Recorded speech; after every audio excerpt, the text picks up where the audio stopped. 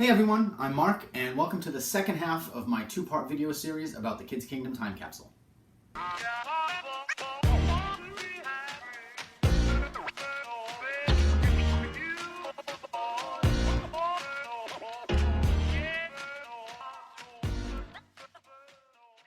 So if you saw the first part of this video series, then you know we just kind of talked about the stuff as it came out of the ground, what it looked like, what caused the damage. This time through, what I'd like to do is actually show you the items now that they've been cleaned up a bit and preserved. But in case you haven't seen the first video, or if you are interested in watching the time capsule opening, I've got links to both of those down in the description. But to get started here, what we are looking at right now are the PVC tube that the time capsule was inside, and the aluminum capsule and its piece of electrical tape that sealed it. Not much really needed to be done to preserve either of these. They're just in plastic to kind of protect them, or even more so to protect whatever surface they're put on. They're kind of a little bit dirty and corroded. The metal capsule does have a little custom-built acid-free paperboard support to kind of help keep it from getting crushed when it's stored. It may or may not be in that if it's put on display. But that's about it for these two pieces, so there's not a whole lot going on there. The cassette tape, on the other hand, took a little bit more doing.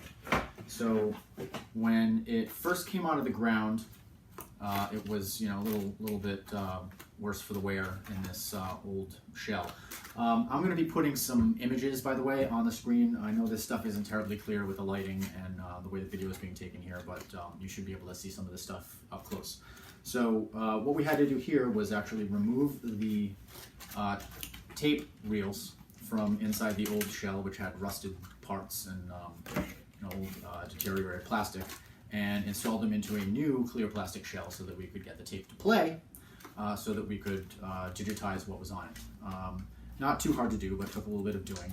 And the tape itself actually had to be cleaned with a Q-tip. There was some mold on there. Just deionized water, very plain, ordinary methods, but not too much to that. Then, a little bit more complicated, we had the photograph. So this also cleaned with deionized water. Really, there's only so much you can do to recover a photograph once it's been damaged by water or humidity or whatever has caused this damage. It's blurry and there's really not too much you can do with it. But it was cleaned, and some other paper that was stuck to it was removed so that areas of the image that were covered up before, you can now see them. And we have the newspaper article. So, as I said in the first video, the acid in the paper from the lignin that holds the wood together really wreaks havoc on things. Everything just kind of turns yellow and brittle, and that also affects other things that are in the container with it. So, this was pretty dried out and curled up and falling apart. It was in 3 separate pieces, so those pieces were hydrated with, and putting them in a controlled, humid environment, getting them flat again, and pasting them together with little bits of fiber, of paper, and wheat starch paste. It's entirely reversible. That's the point of all this stuff, so that you can undo it if you need to in the future. But that's what holds the 3 separate pieces of this together, and then it's flattened. And you'll notice also that all of the paper items are vacuum sealed. This just helps protect them a little bit further against air in non-reactive plastic bags. And then lastly, we have the larger documents. So the things that were in there were a ledger of the Buy A Board fundraiser. There were at least 2 pages of that. I believe it may have even been 3, but some of it, this paper that was so bad it kind of turned to dust, and there's really only so much you can do there. Now, getting this paper back and separated again is no easy task. But a lot of this was done in ways that aren't all that out of the ordinary. just use special tools, some ordinary tools, butter knives, spatulas, razor blades. You just need to hydrate the paper, again, in a controlled environment, similar to what was done with the newspaper article. And then it's just getting it in between the pieces and prying things apart very slowly, very carefully.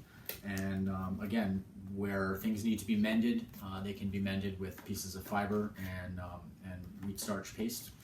And then everything is flattened and vacuum sealed, again, to keep the air away from it. So other than the buy board, there was also this letterhead, which was for the Rhodes Community Playground, Inc., just sort of listing the committee members, the kids committee, the various people involved in building the playground. Just a nonprofit organization that was put together for the purposes of building a playground. And that's about it for the contents. So all of this has sort of brought to mind a discussion about time capsules in general, and well, what are they good for? Most historians kind of agree that there's not much value in most time capsules. Putting aside the whole half of them that are just a bunch of mud and goo inside from being buried in the ground by the time they're opened, those that do survive, a lot of times people are left kind of scratching their heads as to why certain things were put into a time capsule in the first place. It's usually some mix of things that had sentimental value to the people at the time, certainly the case here. Newsworthy things of the time, political items. The problem is with time capsules, not so much always what goes into them, but how that gets interpreted in the future. Most time capsules that are buried or sealed for either an indefinite period of time or some long period of time transcends generations. It's intended to be opened way in the future when a building falls apart, at the apocalypse, who knows. When we open time capsules that are really old, we have no connection to the things that are in them. Makes it really difficult for us to interpret what we're looking at, at least in terms of understanding how meaningful those things might be. And as I said, when historians look at these things, there's usually not a whole lot of historical value in terms of teaching about the past, when we open time capsules. That said, they're fun to put together. They're fun for the people who create them, and they can be fun to open, despite sometimes there being disappointment when we see what's inside, if it's not to our liking or if items are destroyed. But time capsules overall can be a positive thing, but they are what they are. This time capsule in particular, I think, does have some value, and it is in that it was opened relatively soon after it was put in the ground. 30 years isn't really all that long a time, 32 years. Time capsules that span generations, it's hard for the people who open that time capsule to identify with the stuff that went into it. There's too much time there. In this case, many of the people that were involved in putting this time capsule together and building the playground and everything are still around now.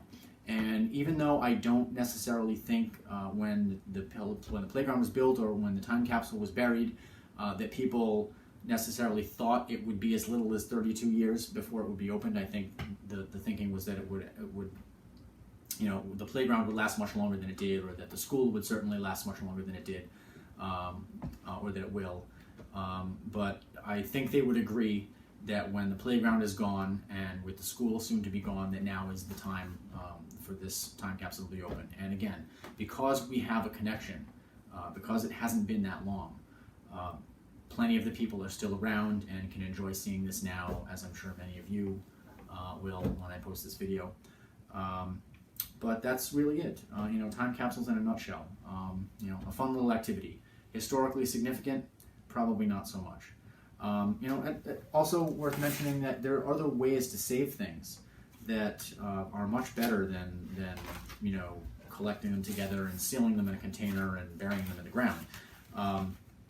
most preservationists and historians would agree that with newspaper articles in particular, it's better to just save a photocopy of it or save it digitally. And digitally can come with its own problems, right? Format over time. I mean, we had a cassette tape in here that was, fortunately, it's only been 32 years, and even though this is obsolete now, we still have the technology around to play it. Other things, may be more difficult. But yeah, why put a paper article in there that will damage other things when you don't have to have the actual clipping from the newspaper? You can just have a copy of the text. Same thing with photographs. Those developing chemicals, I talked about in the first video, really cause a lot of damage. This photo is wrecked from being in the ground for 32 years. But I was actually contacted by someone who had an actual copy of this photo in a photo album, which you can see it's night and day by comparison. And all we had to do to maintain this photo and remember it when we see it today is save it somewhere where it would stay dry. And that was in a photo album above ground. The copy that went into the ground, maybe that didn't fare so well.